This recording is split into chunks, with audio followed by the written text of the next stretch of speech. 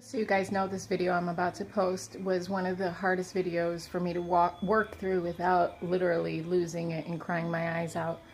But I'm going to go ahead and share this with you, and hopefully you will get a little insight to who I am. So let me know what you guys think. All right, I'll talk to you later. Have a good one. Please stay tuned and follow my video. Hey guys, good afternoon. I am getting ready for work. I figured we could do a get ready with me chit chat as I get ready to go to work at the police department. What do we want to talk about? There's so many different things that are going through my mind right now. I already used some Nivea on my skin to moisturize / prime. And I think I might use this mascara, but I'm gonna soak it in hot water. Like, I'm gonna put it in a cup of hot water because it makes the actual mascara itself looser, easier to apply, and separates better, in my opinion. I could be wrong, but in my opinion. So I'm gonna do that now.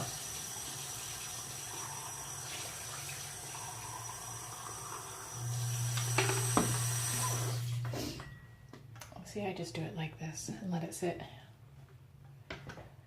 I also do that with my brow styler. I do it with that too, just because I'm running low on it, and the heat from the hot water actually loosens it enough to where I can finish using it, because I'm a cheap ass. I'm going to be using the e.l.f. foundation. I absolutely love this. It makes my skin look great. So let's get that going. Okay, so yesterday I did a video talking about, or maybe it was the day before, talking about my son moving away and not being needed anymore and stuff like that. So I guess I can continue on with that.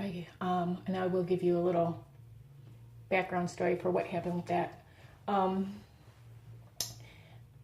few years back, 3.5 years almost, maybe almost 4. It seems like it was yesterday. However, it was way longer than that. My son he moved down to Florida for work, and he was doing great. He was doing geothermal, which is what he's out there doing again now.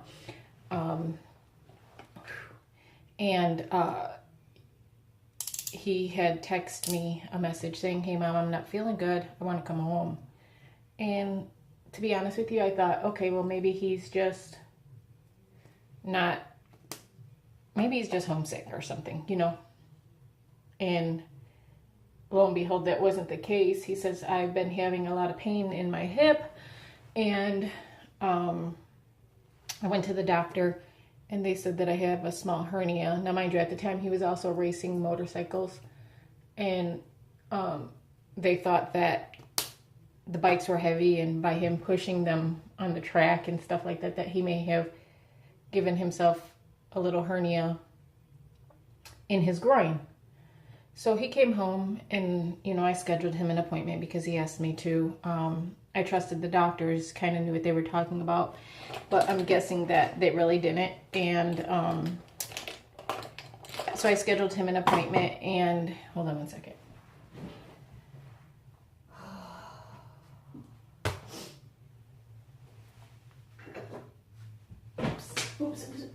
Oops. So I scheduled him an appointment, and took him to the doctor, and it was kind of the same thing, and they said it would subside, and they gave me some pain medication for him. Mind you, he was 18, old enough to do all this himself, but I'm grateful that he trusted me. And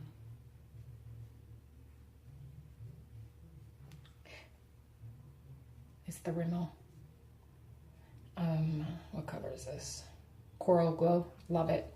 Not a fan of the highlighter, but I love the blush and the contour. So when I took him to the doctor, they kind of said the same thing. Well, I took him to one doctor, and they kind of said the same thing.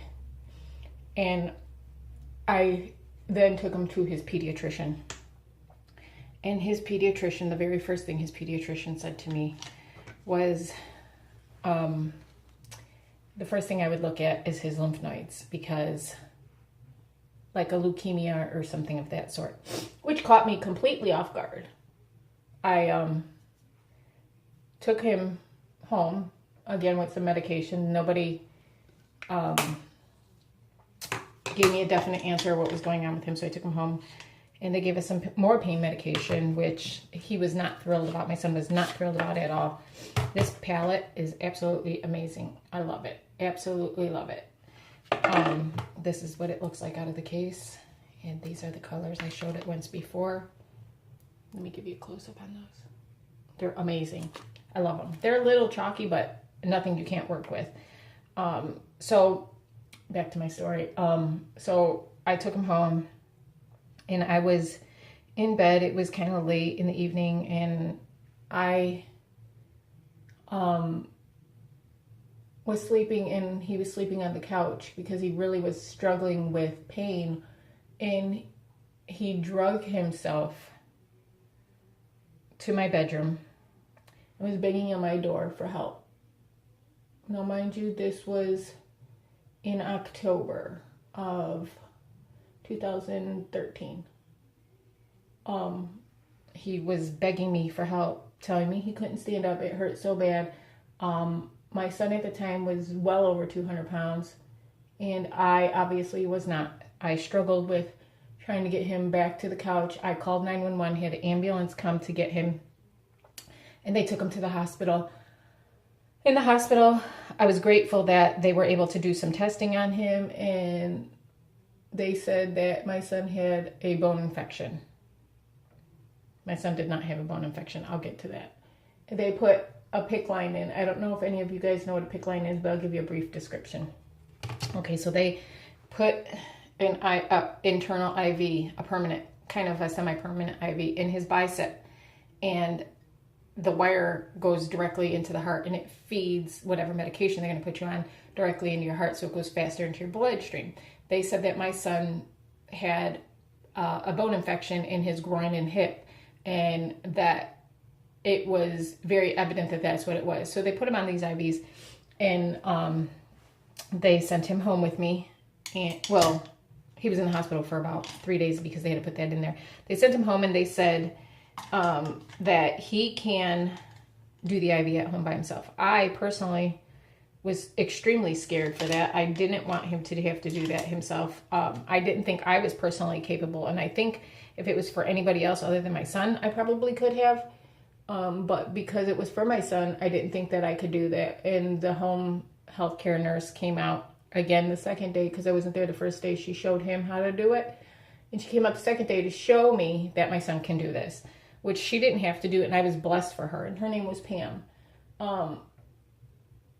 So she came back out. She showed me that Jimmy knows how to do these things, and that he's perfectly capable of doing this on his own. She said that she will be back periodically. However, the way that it works is that the home health care nurse rotates, and they come back and forth. You don't get the same one all the time. You will get somebody different, and they will come out and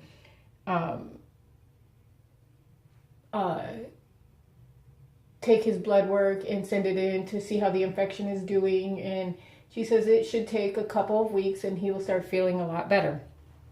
Okay, I'm good with that. So I take that, and I'm like, okay, we're going to get him healed. This isn't a problem. No, nothing to worry about. You know, these doctors have this under control. Not true. My son got so sick to the point that they were coming out to our house almost every other day. They were increasing the antibiotic that they were giving him almost every other day. It was extremely expensive, and yet still devastating, because I'm watching my son literally deteriorate in front of my eyes. It was devastating. It was absolutely one of the worst things I've seen in my life because I felt like I had no control and I couldn't help him with anything. So with that being said, by the time the nurse who originally came out to see him and set him up, it's now, this was the beginning of October. It is now the day after Thanksgiving, I think. Yeah, the day after Thanksgiving. Mind you, my son's been in and out of the hospital all this time, and they kept insinuating and insisting that this was a bone infection. So this healthcare nurse comes back up, and she takes his blood. And first of all, she was in shock. She said, "It's been several weeks. I was expecting him to be up in normal and doing his thing, and getting back to life. And I was expecting to come here and this be a final blood draw." She says, "I am extremely worried about your son, and I honestly don't believe that this is a bone infection." Now, mind you, this nurse could have gotten in huge trouble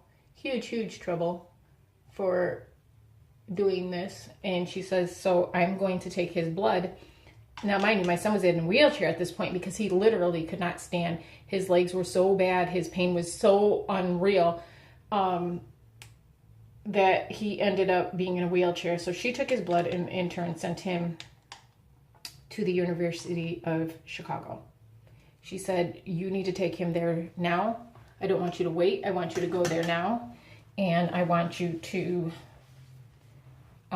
go to the ER, tell them that his blood work was sent here. My friend is being called right now, and she knows you guys are going to be on your way." I took him there the day after Thanksgiving. They held my son in the ER for 36 hours until they found a room for him in the children's hospital.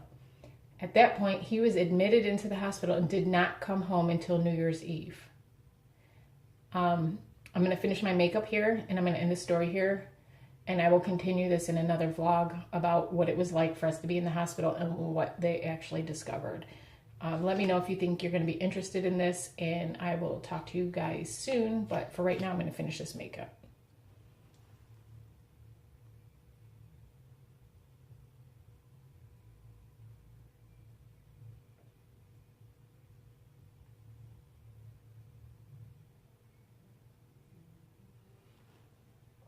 Oh, I don't feel like going to work.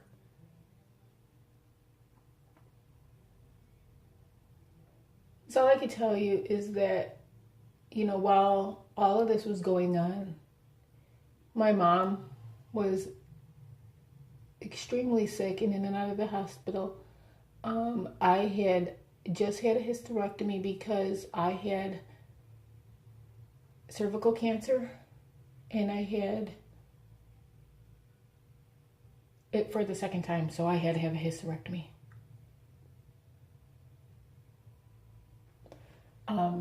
In October, my mom went into the hospital in the beginning of October. She came home in the middle of October. She went back in about the middle of October, and she never came home. My mom in turn passed away October 21st. My son was in the hospital about 5 days later and came back out on my birthday, which is in November. It's November 10th. So to say that I was struggling in life is a complete understatement. I didn't know how I survived any of it. I have faith in God, and I believe we go through things that we're supposed to go through. And even though at the moment they might not make sense, and this made absolutely no sense for me. I have struggled most of my life with so many different things. And I had extreme guilt about what my son was going through and about just so many different things in life that I wasn't sure how I was going to make it. I wasn't sure how to breathe.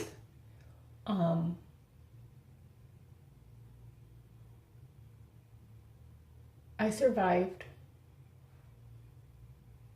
and I got strength, and I'm not kidding at all, from my son. His courage was everything, and his strength is remarkable, and the man he is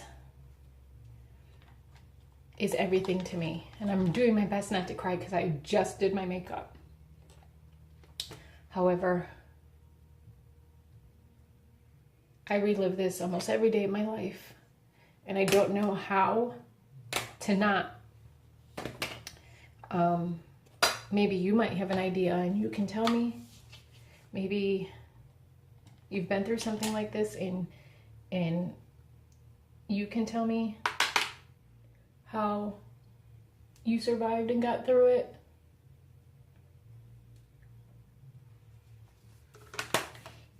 But I still don't know how to do it. I struggle every single day with so much, with the loss of my mother, with my son, and guilt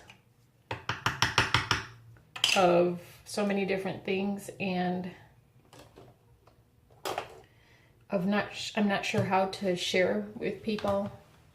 I bury it inside, and when I'm alone, it surfaces. My empathy that I have for people who go through things is so real that I feel their hurt and their pain legitimately in my heart. I know this is a long video and many people probably won't even watch it, but if you know somebody who is struggling or suffering, be kind. That's all I can ask, is for you to be kind. So with that being said, I'm going to let you guys go. I'll post a picture with this so you can see better, because my camera sucks and I know it, but I'm working on that. Don't worry about it. And thank you for your support. Love you guys. Bye.